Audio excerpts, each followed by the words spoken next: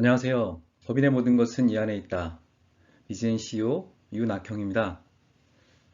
오늘은 가업승계 관련해서 그 전에 한번 이제 가업승계를 해야 되는 그 이유 또는 하지 말아야 될 이유에 대해서 그 동영상을 올려드린 적이 있는데요. 오늘은 그렇다면 그 가업승계가 뭔지, 특히 이제 증여세 과세 특례를 중심으로 우리가 얘기할 때 가업승계, 증여세 과세 특례라고 하는데요. 보통 가업 승계라고 하면 뭐 가업 상속도 있고 지금 이야기하는 가업 승계, 증여세 과세 특례 이런 것들을 헷갈려 하시는 분들이 있습니다. 말 그대로 증여는 살아서 주는 게 증여죠. 증여라는 말이 들어갔으니까 당연히 가업 승계를 하지만 살아서 지금 준다라는 뜻이겠고요. 예, 가업 상속 공제는 상속이 일어났을 때 물적 공제 하나로서 가업 상속 공제를 한다라는 뜻으로 이해를 하시면 정확할 것 같습니다. 일단은 2023년도 작년에 그 개정된 세법이 이제 통과가 돼서 지금 이제 올해부터 적용이 되는 것들이 있는데요. 이 부분이 조금 정리가 돼야 될 필요가 있을 것 같습니다. 뭐 미리 그 전에 이제 아시는 분들도 있으실 텐데요. 왜냐하면 우리가 그 가업승계 증여세 과세 특례에 대해서 또는 뭐 가업상속 공제에 대해서 뭐 몇 가지 요건이 맞으면, 그러니까 사전에 요건이 맞고 또 사후 관리만 잘하면 되는 거 아닌가? 또 특히나 이제 우리가 못했던 이유, 가업 승계와 관련된 부분들을 진행을 하기 어려웠다고 생각했던 부분들 중에 하나가 사후 관리가 과거에는 10년, 또 요 직전까지는 7년, 요번에 2023년 개정세법 적용되면서 5년으로 사후 관리 기간이 짧아지면서 야, 이제는 뭐 가업 승계라는 것 자체가 그렇게 어렵지 않겠구나. 이렇게 생각하실 수도 있는데요. 정말로 조심해야 될 부분들입니다. 왜냐하면 이 문구 하나하나가 정말로 잘못 해석을 하거나 잘못 안내를 하거나 대표님들이 잘못 이해를 하시면 문제의 소지가 큽니다. 왜냐하면 우리는 이렇게 하면 되겠구나 라고 생각하고 했었는데 그거는 아닌데 예를 들면 뭐 그런 거죠. 우리 회사는 30년, 설립된 지 30년 됐으니까, 30년을 채웠으니까, 가업승계 증여 특례 할 때 600억까지 예를 들어서 과세를 이제 그 세율을 좀 많이 낮춰주잖아요. 20%까지. 그렇게 생각을 했는데 보니까 그거는 안 된다. 여기는 10년, 300억이죠. 예, 10년 가업 영위 기간을 30년이 아니라 10년으로만 인정을 해주기로 한다는 뜻이에요. 예, 왜 그러냐고요? 예, 그거는 따져봐야 될 문제인데요. 예를 들면 중간에 주 업종이 바뀌었다든지, 예, 뭐 이런 부분들이 우리가 그냥 설립하고 그냥 대략 있었으면 된다라고 생각하겠지만 기간만 채웠으면 된다고 생각하겠지만 그렇지가 않습니다. 또 계속 경영에 관여를 하고 있었느냐라는 부분들도 되게 중요한 부분들이기도 하고요. 그래서 그런 부분들은 조금 더 세부적인 부분들은 다 다룰 수는 없지만 어쨌든 되게 그 문구 하나하나를 잘 따져보고 진행을 해야 되고 사전에 그런 부분들을 준비를 하셔야 된다라는 뜻입니다. 그냥 넋놓고 있다가 되겠지라고 생각했다가 안 되면 이것처럼 문제가 생기는 경우가 없습니다. 자, 그래서 여기 보시면 지금 중소기업을 대상으로 합니다. 예, 여기 이제 중소기업은 그럼 어떤 기업이냐? 예, 그런 것들은 이제 기준이 따로 있습니다. 예, 우리가 만나는 많은 기업들이 대부분 중소기업이에요. 보통 한 매출로 따지면 대략 한 1,600억, 1,700억 요 정도까지로 알고 있는데요. 중견기업은 그렇지 않습니다. 예, 중견기업은 4천억, 예, 4천억 맞습니다. 그리고 요거는 그냥 4천억은 아니고요. 예, 평균입니다. 평균 직전 3년간 평균 매출액을 얘기하는 거예요. 예, 중소기업의 매출액은 직전 매출액을 이야기하는 거고요. 예, 그러니까 어쨌든 이런 문제들이 되게 민감해요. 여기는 지금 매출액 4천억 이렇게 써 있지만 예, 중견기업 같은 경우에는 예, 그렇다라는 뜻입니다. 그럼 또 중견기업은 어떤 기업이 중견기업이냐? 이것도 중요하겠죠. 예, 자산이 5천억 미만, 뭐 법인이라든지 이제 이런 기준이 있습니다. 그래서 우리가 만나는 대부분의 분들, 또 들으시는 분들은 뭐 중견기업까지에 다 포함이 될 거라고 생각을 합니다만, 또 중견기업하고 중소기업하고 약간 차이점은 있습니다. 그런 가업승계에 대한 차이점들이 약간 있기 때문에 그런 부분들도 우리가 조금 더 따져봐야 된다라는 거예요. 뭐 가끔 가다 보면 뭐 중견기업이기 때문에 뭐 유예기간, 중소기업으로서 유예기간을 두는 경우가 있습니다. 중견으로 넘어가기 전에 유예기간, 뭐 3년인가? 예, 그런 경우라고 해도 여기는 중소기업으로 인정해 주지 않고 중견기업으로 인정해 준다라든지 뭐 이런 경우들 어찌됐든 조건들이 약간씩 달라질 수 있는 부분들이 있기 때문에 예, 이런 것들이 달라지면서 세금의 차이가 많이 나죠. 그러니까 당연히 민감할 수밖에 없습니다. 공제금액도 보시면 애초에 이제 생각했던 것보다는 조금 줄어서 300, 400, 600억까지가 예, 그 가업승계 관련된 예, 금액입니다. 그리고 지분 요건은 뭐 40% 이상 이렇게 예, 애초에 것보다 조금 더 좋아졌습니다. 40% 이상을 10년 이상 계속 보유해야 된다. 이제 이런 개념이 들어가 있어요. 예, 거꾸로 얘기해서 40% 이상을 보유한 기간이 10년이 안 된다. 자, 이런 벌써 피상속인 지분 요건이 안 되는 거예요. 그러면 여기는 설립된 지 30년이 됐어도 가업승계나 가업상속을 받을 수가 없다라는 뜻입니다. 정말 중요한 내용입니다. 그러다 보니까 따져봐야 된다라는 거예요. 자, 또 볼까요? 예, 여기 금방 보셨던 거고요. 그 다음에 뭐 가업 영위기간 이런 것들. 예, 가업 영위기간이라는 게 아까도 말씀드렸지만 설립일로부터 지금까지 유지된 기간이라는 뜻은 아닙니다. 예, 당연히 설립이야 30년 이상이라고 하면 설립은 30년 이상 됐어야 되는 게 기본적인 전제겠고요. 예, 가업을 영위한 기간. 예, 내가 피상속인으로부터 가업을 상속인이 이어받는데 그 피상속인이 가업을 영위를 실제로 했느냐, 10년 이상이냐, 20년 이상이냐, 30년 이상이냐라고 본다라는 거예요. 예, 그럼 가업 영위라는 게 그럼 무슨 뜻이냐? 계속해서 가업을 영위했다라는 게 무슨 뜻이냐? 예, 요거를 확실히 알고 계셔야 된다라는 뜻입니다. 예, 당연히 지분이나 이런 부분들을 계속 유지를 했어야 되는 부분들, 뭐또 뭐 대표이사로서 여러 가지 요건들, 뭐 그런 것들이 계속 있어야 된다라는 뜻입니다. 하지만 실제로 뭐 대표이사로서 있든 없었든 예, 기본적인 대표이사 요건이 있지만 예, 가업으로서 영위한 기간이 예, 실제로 예, 분명히 30년 이상이 돼야 600억이 된다라는 뜻이고요. 20년 이상이 돼야 400억 원이라는 뜻입니다. 예. 자, 그리고 예, 공제하는 부분이죠. 10억까지는 이제 비과세가 되는 겁니다. 당장은 예, 증여세 비과세가 되는 거죠. 물론 나중에 상속재산에 합산이 되겠지만 아시겠지만 증여세 가업승계 증여세 과세 특례는 예, 상속 시에 반드시 합산이 됩니다. 시간과 상관없이. 예, 그리고 일반 증여분들하고 같이 또 합산돼서만 계산하지 않습니다. 자, 그래서 증여세 과세 특례의 가장 큰 장점은 10억까지는 과세하지 않는다. 당장 증여세를. 그 다음에 60억까지는 10%가 되는 거죠. 예. 그 다음에 60억 초과 부분부터는 20%가 되는 겁니다. 이렇게 지금 돼 있는 겁니다. 과세 표준이 60억. 그러니까 만약에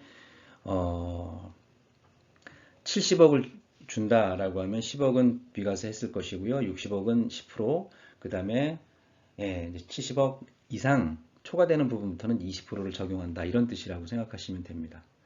자, 사후관리가 완화됐죠. 예. 보시면 사후관리 기간이 5년. 그 다음에 대표이사 취임 요건이 받고 나서 3년 안에 대표이사로 취임을 해야 되고 5년 동안 그 대표이사직을 유지해야 된다라는 게 사후관리입니다.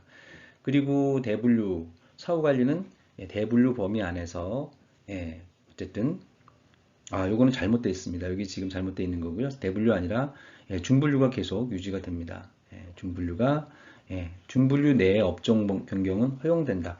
대분류가 더 넓은 범위잖아요. 예를 들면 제조업과 뭐 도매 이건 서로 대분류지만 다른 분류지만 제조업도 여러 가지 분류들이 있을 거 아닙니까? 그 안에서 어쨌든 조금 더 세분화된 중분류, 대분류 아닙니다. 중분류 안에서의 어쨌든 일부의 변경은 업종의 변경은 인정을 해주지만 그러다 보니까 이것도 사실 아직까지는 좀 까다로운 상태를 유지하고 있는 거라고 보시면 될 것 같습니다. 그 다음에 이제 가업승계시 상속세 납부유예 제도 신설이다. 요게 이제 뭐 증여세도 마찬가지, 그러니까 그 가업승계 증여 특례에도 마찬가지고 가업상속에서도 마찬가지고 상속시에도 마찬가지고 납부유예 제도라는 게 신설이 되어 있습니다. 그러니까 가업승계시 상속세 납부유예 제도만 있는 것은 아니고요. 실질은 가업승계 증여 과세 특례 시에도 납부유예 제도라는 게 똑같이 같이 생겼습니다. 예. 그래서 납부유예 제도라는 것은 뭐 여기 지금 나와 있긴 하지만 간단하게 요약을 하자면 예, 가업상속의 조건이 되지만 가업상속공제라는 것을 받지 않고 가업상속공제를 하면 세금이 확 줄어들겠죠. 예, 그렇지만 가업상속공제를 하지 않고 요건은 되지만 그냥 똑같이 일반상속을 하는 거예요. 그 부분에 대해서. 그리고 상속세 납부유예 제도를 통해서 당장 세금을 내지 않는 겁니다. 예, 그냥 세금을 뒤로 미루는 거예요. 예. 그러니까 납부유예를 받은 상태에서 계속 세금을 내지 않는 겁니다. 언제까지냐면 상속인이 여기 보시면 상속인이 상속받은 가업상속재산을 다시 양도하거나 상속하거나 증여하는 시점까지 납부를 유예해 주는 거예요. 나중에까지 납부를 유예해 준다. 그러니까 이런 부분들이 되게 좀 복잡합니다. 그러니까 예를 들면 그러면 가업상속을 하는데 가업상속 공제를 받지 못하러 상속세 납부유예 제도를 하지? 예, 이유가 있습니다. 예, 이유가 있습니다. 예. 뭐 예를 들어서 업종을 맞출 자신이 없다든지 뭐 당장 팔아야 되는 가업상속 공제를 받으면 이게 사후관리 요건이 있잖아요.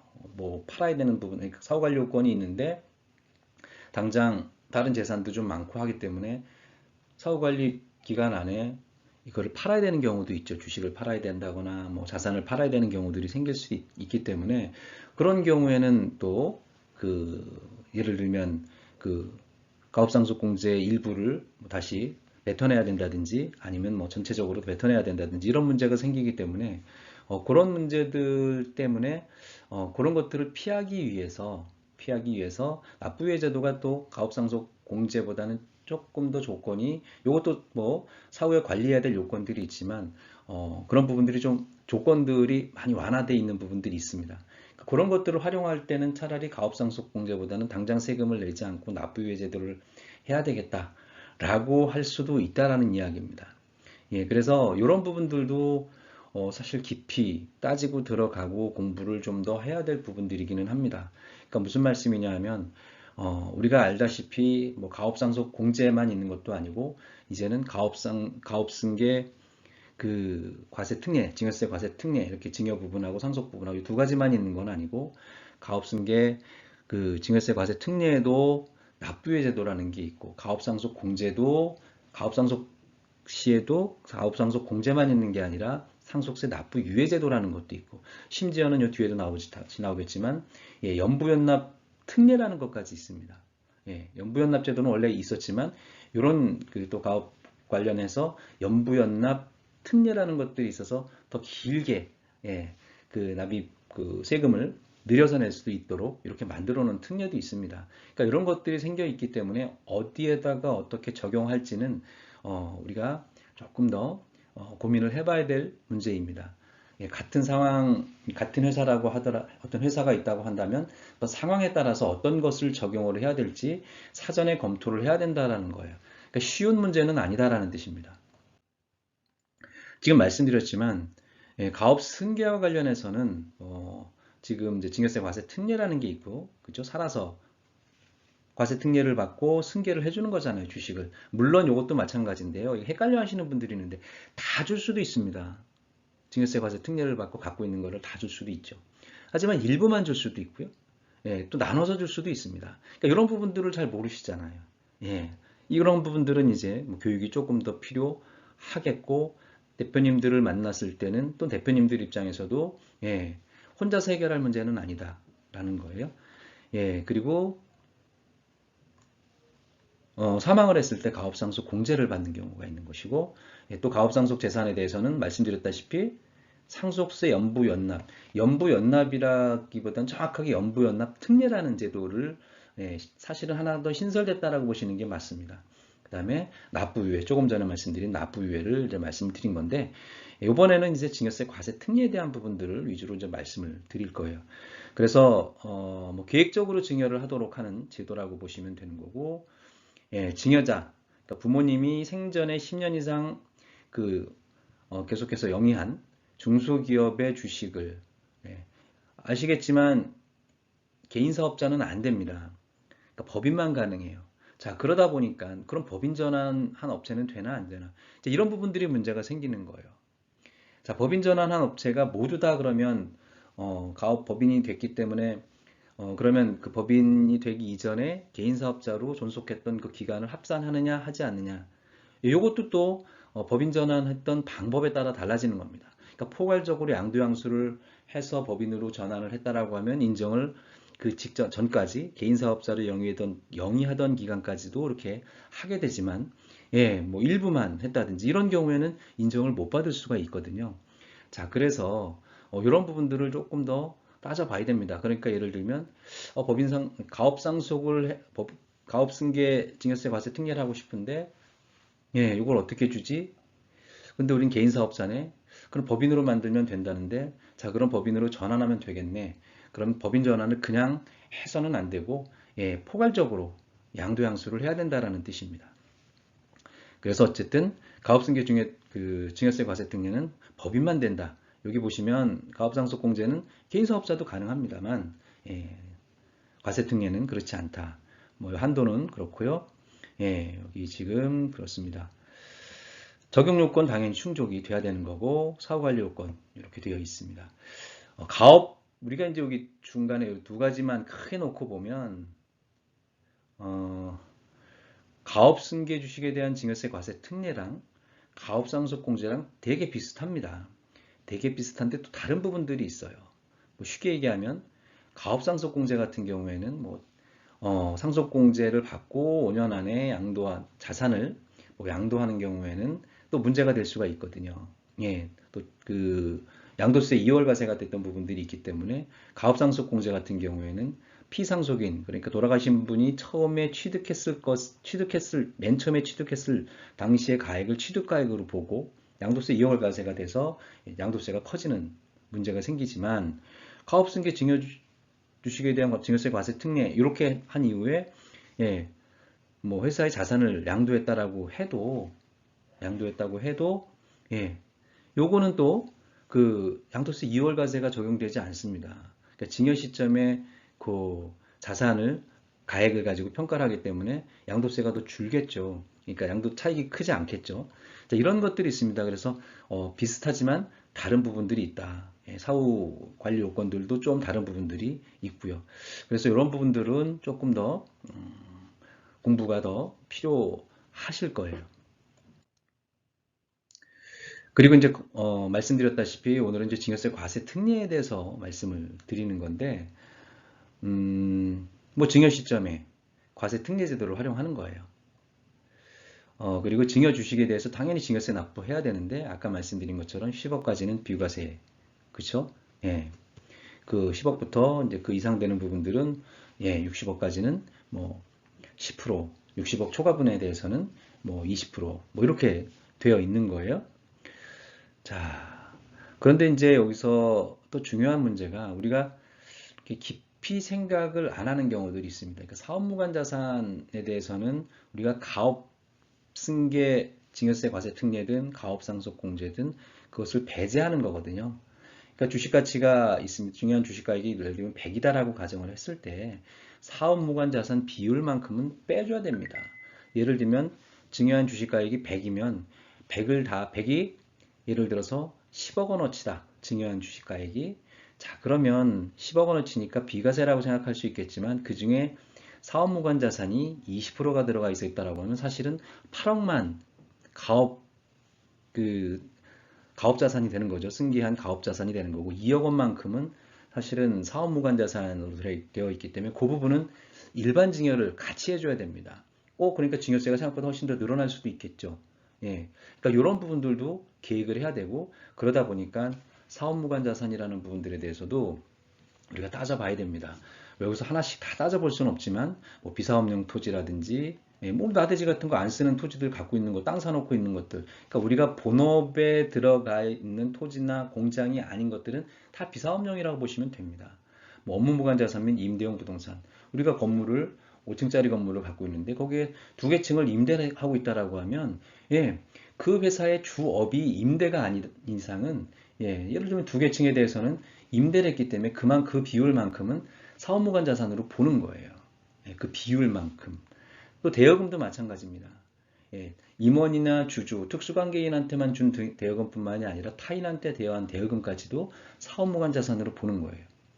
또 5개년 평균 보유액, 현금, 예, 보유액의 150%를 초과하는 현금, 뭐 현금이라는 게 단순히 현금만 말씀드리는 게 아니에요. 뭐 요구불 예금이라든지 또는 예, 예를 들어서 금융상품인데 뭐 만기가 3개월 이내인 금융상품들이 있잖아요. 바로 예? 가입했는데 3개월 안에 현금화되는 상품들이 있지 않습니까? 만기가 도래하는. 이런 것들은 다 현금이라고 보는 거예요. 그 다음에 영업활동과 관련이 없는 주식, 채권, 금융상품, 보험상품도 들어갈 수가 있습니다. 영업활동과 관련 없는 주식 같은 것들이 있을 수 있죠. 예, 뭐 투자자산들 있지 않습니까? 주식 투자한 것도 뭐 어떤 회사들 주식 투자했을 때 뭐 20%그 회사 주식에 그러니까 내가 투자한 주식 그 투자한 회사의 20% 미만의 주식을 갖고 있다. 예, 지분법부에 평가되지 않는 20% 미만의 주식들을 갖고 있다. 뭐 채권을 갖고 있다든지 이런 경우들도 다 영업활동과 관련이 없다라고 볼 확률이 무척 높습니다. 물론 약간의 이제 유도리를 부릴 필요가 있겠지만 어쨌든 사업무관 자산이라는 게 5가지를 기준으로 해요. 그러다 보니까 우리가 증여세 과세 특례를 한다라고 했을 때 그냥 예를 들면 대표님의 나이가 60세가 넘었고 자녀가 이제 뭐 들어와서 일할 거고 증여세 과세 특례를 활용해야 되겠다. 라고 한다고 할 수 있는 문제가 아니라 이런 사업무관 자산이나 이런 것들을 정확하게 따져보지 않는다라고 하면 아까처럼 낭패를 볼 수가 있습니다. 이건 좀 뒤에 다시 한번 말씀을 드리겠지만 그래서 우리가 증여세 과세 특례가 분명히 좋습니다. 우리가 가업승계를 하시고자 하시는 분들한테는 당연히 증여세 과세 특례가 유리합니다. 일반 증여보다. 나중을 봐도 마찬가지입니다.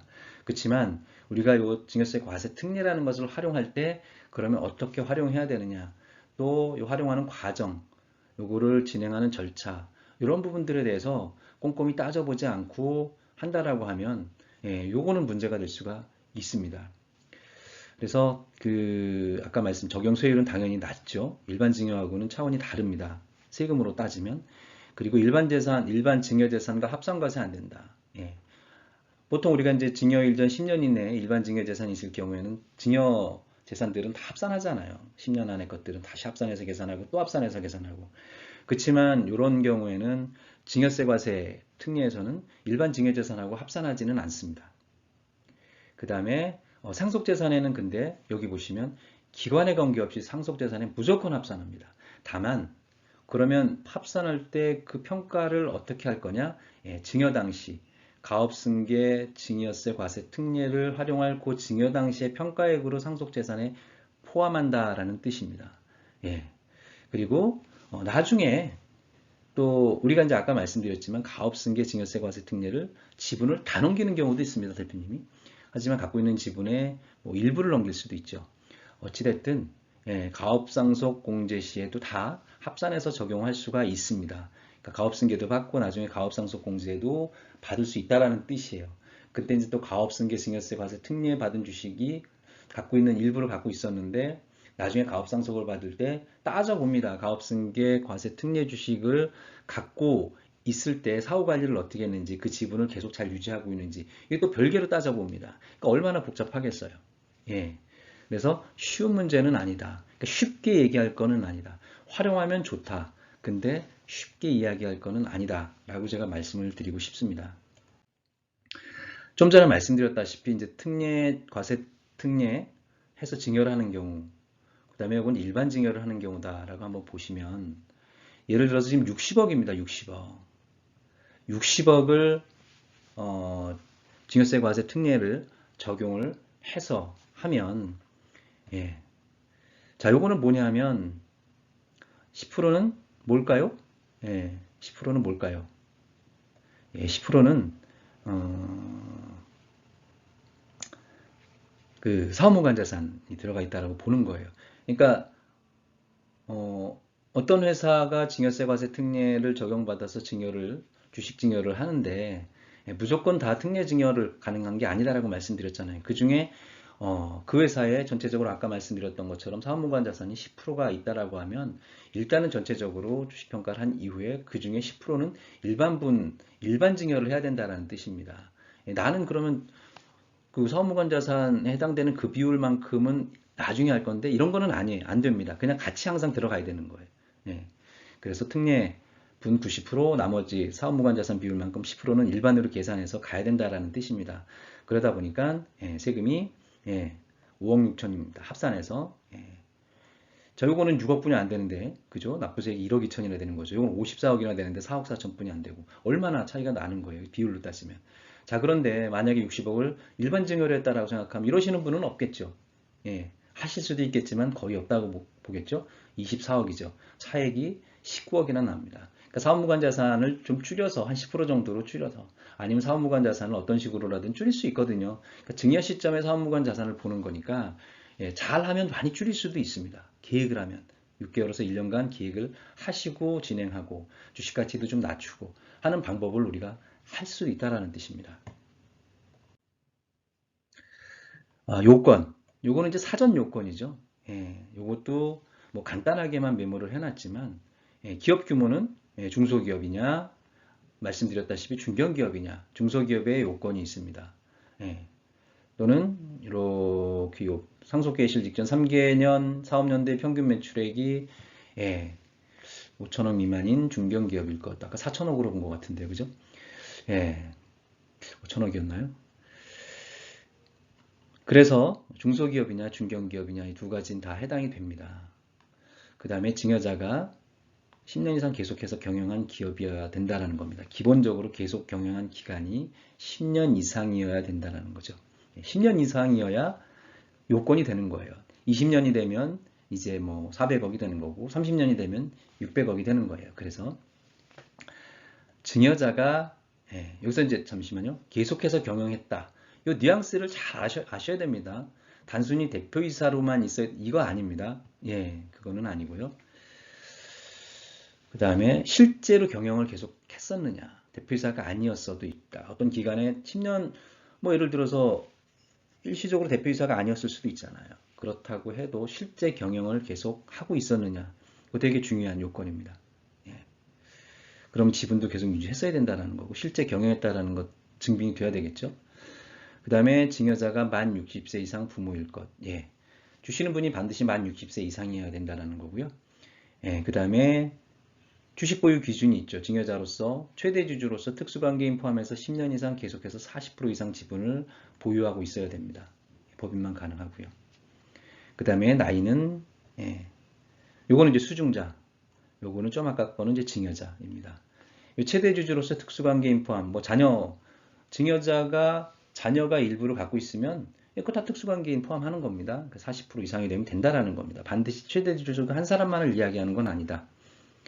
그 다음에 수중자 말씀드렸다시피 수중자 또는 배우자 수중자가 또는 배우자라는 것은 이게 뭔 뜻이냐면 아들이 시원찮을 수도 있죠. 수중자는 주식을 이제 받는 사람이잖아요.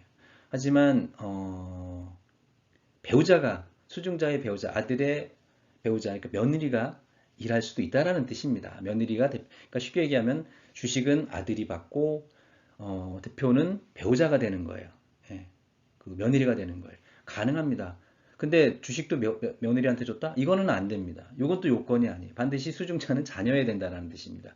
그 배우자의 자녀가, 그 배우자의 남편, 그러니까 내 아들이 그 증여 특례를 받으려고 한다라고 하면, 증여세 과세 특례를 받으려고 한다면 내 아들한테 줬다라고 하면 반드시 자녀한테 줘야 되는 거고요. 그 자녀의 배우자가 임원이 돼야 된다, 대표이사가 돼야 된다라는 뜻입니다. 그게 요건인 거예요.